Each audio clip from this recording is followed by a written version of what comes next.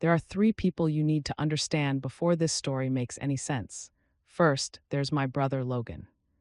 He's 45, a corporate attorney and a partner at Wilkes and Associates, right in the heart of downtown Chicago.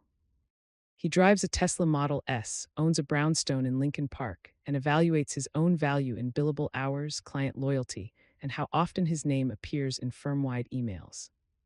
By every traditional standard, Logan is wildly successful, and for the past 2 decades, he's worked very hard to ensure no one ever forgets that fact. Second, there's me, Siaban Ventura, 42 years old. I'm a supervisory special agent with the FBI, stationed at the Chicago field office in the white-collar crime division. I lead a team of 12 agents focused on financial fraud, embezzlement, and corporate corruption.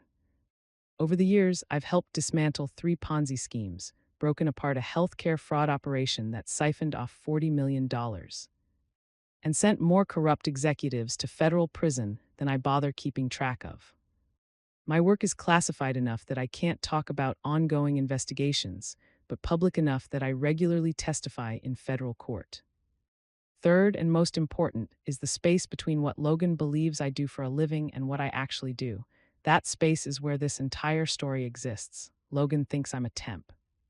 He's believed that for years.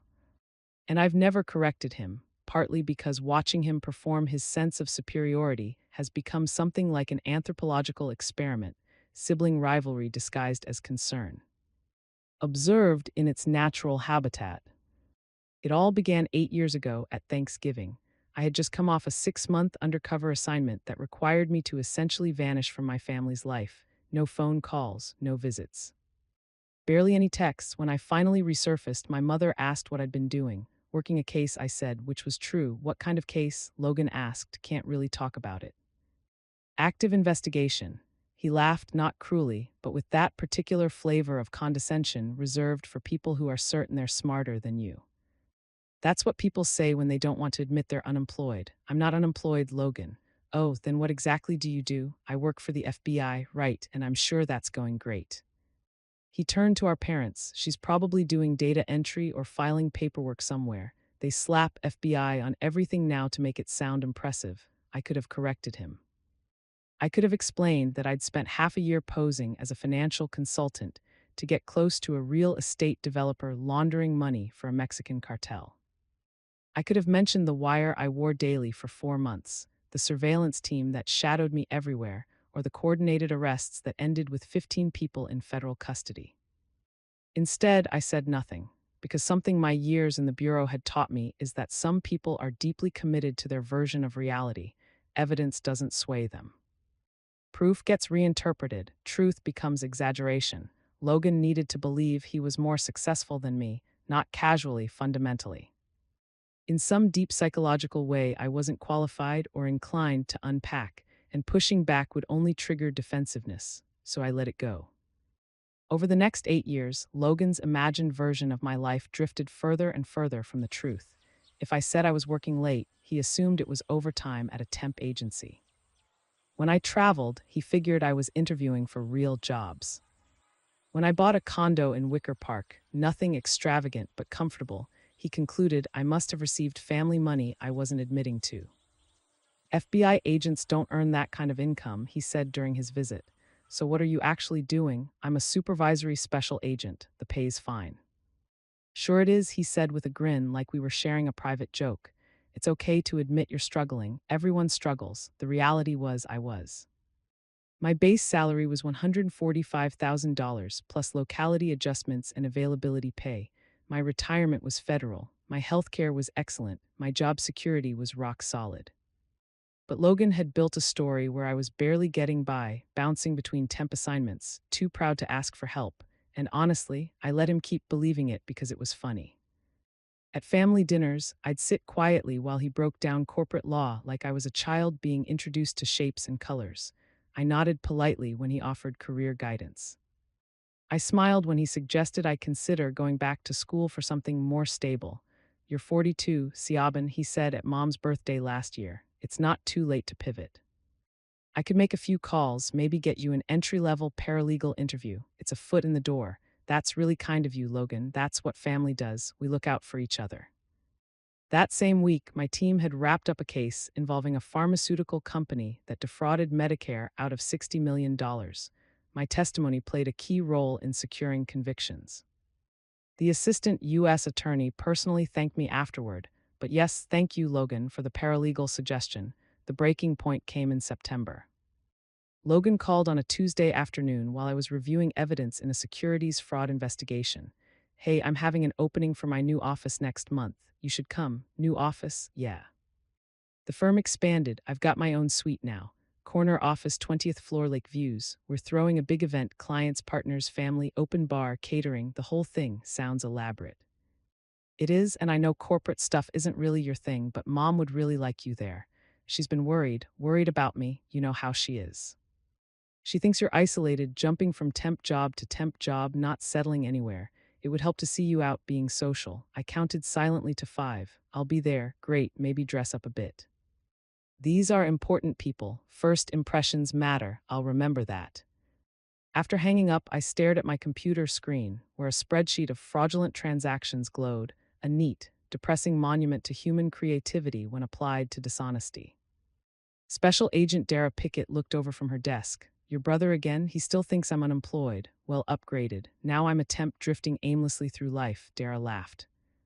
Does he know you outrank everyone here except the sack? Why would I spoil his fun because he's being an ass? He's being an insecure older brother who needs to believe he's more accomplished than his sister. If I told him the truth, he'd just find another way to diminish it. You're strange, I'm patient. There's a difference, but the truth was my patience was wearing thin. 8 years of condescension adds up. 8 years of unsolicited advice. 8 years of being introduced as my sister. She's figuring things out. The office opening was 3 weeks away. I added it to my calendar and returned to my case. The defendant was Richard Leeton, CEO of a medical device company accused of inflating stock prices through fraudulent earnings reports. Classic securities fraud, misleading investors, burying losses in subsidiaries, bribing auditors to approve cooked books. My team had spent 14 months following money through shell corporations and offshore accounts. Leeton was represented by Wilks and Associates, by my brother, I'd known for months. Logan had bragged about landing a major client at a family dinner. He had no idea I was the lead investigator. Why would he? In his mind, I was still temping. The trial was scheduled for late October. The office party was October 15th. The timing was, as we say in the Bureau, unfortunate. 3 days before the party, I met with the assistant U.S. attorney handling the prosecution. They're going to challenge your chain of evidence, she said. They'll argue we can't prove Leeton personally authorized the fraud. We have emails, recorded calls. Testimony from 3 CFOs who all say Leeton ordered them to manipulate the numbers. I know, but Wilks and Associates is aggressive. They'll make this messy. Let them, she smiled. You really don't like defense attorneys, do you? I don't like defense attorneys who help criminals hide behind technicalities. Fair enough, just be ready. Logan Ventura is sharp. He's going to come at you hard during cross. I didn't mention he was my brother. Professional boundaries. October 15th arrived with that perfect Chicago autumn chill, the kind that makes the city feel unbeatable. I drove to Logan's new building in my bureau-issued Ford Taurus, unmistakably government issue, and parked in the visitor lot. The tower was all glass and steel, 23 floors of corporate ambition. Logan's firm occupied the entire 20th floor. The elevator opened onto a party that looked like someone had searched corporate success in a stock photo database and brought it to life. Servers in bow ties passed champagne and hors d'oeuvres. A jazz quartet played softly. Floor-to-ceiling windows framed the city and the lake beyond. And everywhere, were people in expensive suits having conversations about things that mattered only to people in expensive suits. Logan spotted me immediately and made his way over, scotch in hand, smile fixed in place. Sabhan, you made it. He hugged me with one arm, careful not to spill his drink. I'm so glad you're here. Mom was worried you'd bail, wouldn't miss it. He looked me over. I was wearing what I always wore to professional events. Dark blazer, white blouse, slacks, low heels, standard FBI business attire. To Logan, it probably looked like I'd borrowed clothes for a job interview. You look nice, he said in the tone of someone determined to find something positive to say. Thanks. The office is impressive, isn't it? Come on, let me give you the tour. He guided me through the space, pointing out features with the enthusiasm of someone showing off a new car. The conference rooms with their smart boards and video conferencing systems. The break room with its espresso machine that cost more than most people's monthly rent. His personal office corner suite with that promised view of Lake Michigan. "This is what happens when you commit to something," he said, standing by the window like a motivational poster come to life. "You put in the work, you build relationships, you establish yourself. It takes time, but it pays off. I can see that you could have this too. You know, it's not too late, you're smart, you're capable, you just need to focus. Find something you're passionate about and commit to it. I'll keep that in mind." We rejoined the party. Logan introduced me to colleagues and clients, and every introduction followed the same pattern. "This is my sister. What do you do, Sipan?" And Logan would jump in before I could answer. "She's between things right now doing temp work. You know how it is." By the fifth introduction, I'd stopped trying to correct him. By the 10th, I was actively enjoying watching him minimize my life to strangers who didn't care enough to ask follow-up questions. Then we reached Richard Leeton. He was standing near the bar talking to another man I didn't recognize. Logan steered me over with the confidence of someone about to show off his most important client. "Richard, I want you to meet my sister." Leon turned and I saw the exact moment recognition hit him. His face went through a series of expressions: confusion, shock, something that might have been fear before settling on a carefully neutral smile. "We've met," he said quietly. Logan laughed. "Really?" "Where?" "In court," I said, watching Leeton's reaction. "I was testifying about securities fraud." Logan's smile faltered. "Testifying against Mr. Leeton's company. I'm the lead investigator on the case. Didn't I mention that?" The silence that followed wasn't just quiet, it was the sound of a worldview collapsing in real time. Logan looked at Leeton, then back at me. "You're the FBI agent on the case, supervisory special agent. Technically, I run the team, but you said you worked for the FBI. You made it sound like I was doing data entry. That's what you assumed." "Logan, I never said that." Richard Leeton had recovered enough to extend his hand. "Special Agent Ventura." "I didn't realize you were Logan's sister." "Small world," I said, shaking his hand. "Indeed." He looked at Logan with something between amusement and pity. "Your sister testified at my trial. She's the reason I'm not in prison. Show some respect." Quote, the words hung in the air like smoke. People around us had started to notice. Conversations were trailing off, heads were turning. The jazz quartet kept playing, but it felt like background music to a scene that had suddenly become very public. Logan's face had gone through several colors. "You're joking." "I'm not," Leon said. "Your sister spent 14 months investigating my company. She built the entire case against us. And when she testified," he paused and something like grudging respect entered his voice. "She was devastating, knew every detail of every transaction, cross-examined like she'd memorized our entire accounting system. If I'd been convicted on the original charges, I'd be looking at 20 years. But you weren't convicted," I said. "No, thanks to your brother, we managed a plea deal. Reduced charges, suspended sentence, financial penalties instead of prison time." He raised his glass to Logan. "Best defense attorney in Chicago, but your sister," he looked at me. "She's the best investigator I've ever seen, and I've been investigated by a lot of people." Logan had gone very still. "You're an FBI agent." "Yes." "A supervisory special agent." "Yes." "Running investigations, building cases, testifying in federal court." "That's what I do." "Yes, and you never," his voice rose slightly, "you never thought to mention this." "I did mention it multiple times. You just decided I was lying or exaggerating, and it seemed easier to let you believe what you wanted to believe. I thought you were doing temp work." "I know you did. You told everyone here I was doing temp work multiple times tonight."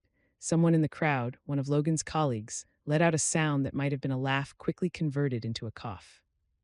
The moment was excruciating in the best possible way. Logan looked around at his clients, his partners, his carefully curated audience of successful people, and realized that they'd all heard him dismiss his FBI agent sister as a temp worker. "Why didn't you correct me?" His voice was quieter now, hurt mixing with anger. "Would you have believed me?" He opened his mouth, closed it, opened it again. "I don't know exactly. You needed to believe I was less successful than you. Needed it so badly that even when I told you the truth, you reframed it as something small and insignificant. You turned 'I work for the FBI' into 'I do data entry' because the alternative that your little sister has a more important job than you was intolerable. That's not fair, isn't it?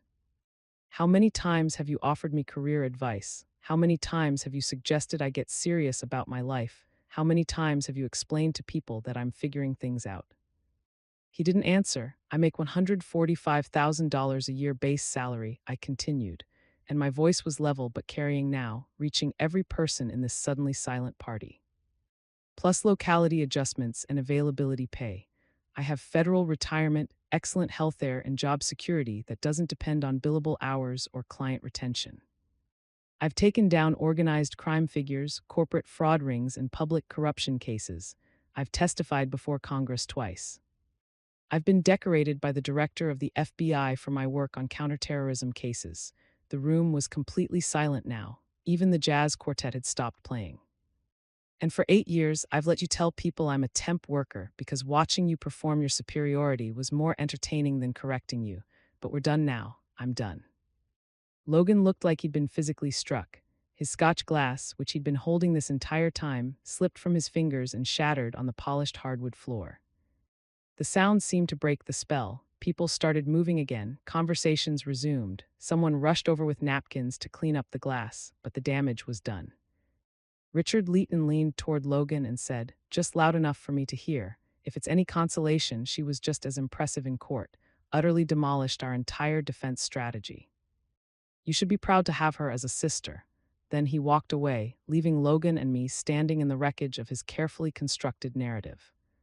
Mom appeared at my elbow. "So, what just happened?" Logan found out what I really do for a living. He didn't know he knew, he just didn't believe it. She looked at Logan, who was still standing frozen, staring at the broken glass like it represented something larger. "Oh, honey," she said, and I wasn't sure which of us she was talking to. I turned to leave. "Sabin, wait," Logan's voice stopped me. "I'm sorry.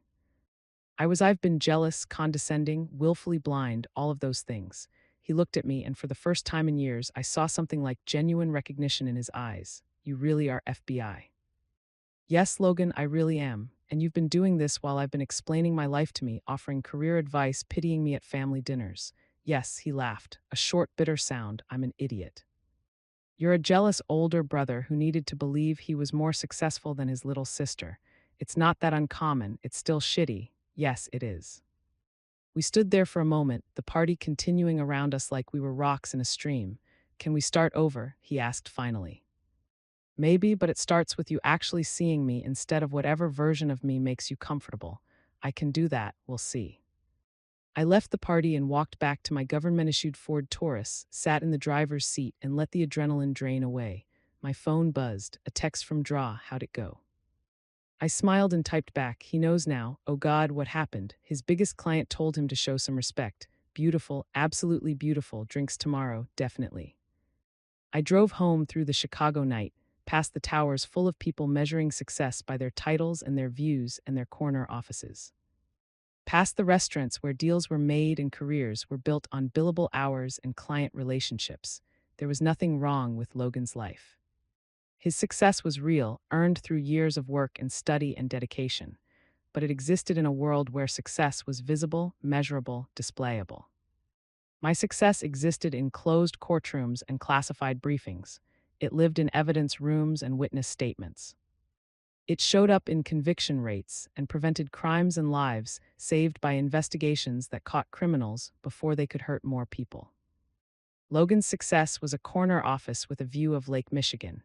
Mine was knowing I'd put away people who stole millions from victims who couldn't afford to lose anything. Neither was better than the other, they were just different. But for 8 years, Logan had needed to believe his was superior. Needed it so badly that he'd invented an entire fictional version of my life to support that belief. And I'd let him because sometimes the best revenge isn't proving someone wrong immediately. It's letting them prove themselves wrong in front of everyone they're trying to impress. 2 weeks later, Richard Leighton's trial concluded. Despite Logan's excellent defense work, the jury found Leighton guilty on 3 counts of securities fraud. The judge sentenced him to 5 years in federal prison and ordered him to pay $40 million in restitution to defrauded investors. Logan called me the day after sentencing. "You were right about everything. I usually am. I mean it, Siapan. I've spent the last 2 weeks thinking about everything, about how I treated you, about why I needed to believe you were less successful than me, and I think I figured it out. Enlighten me. You were always smarter than me, even when we were kids.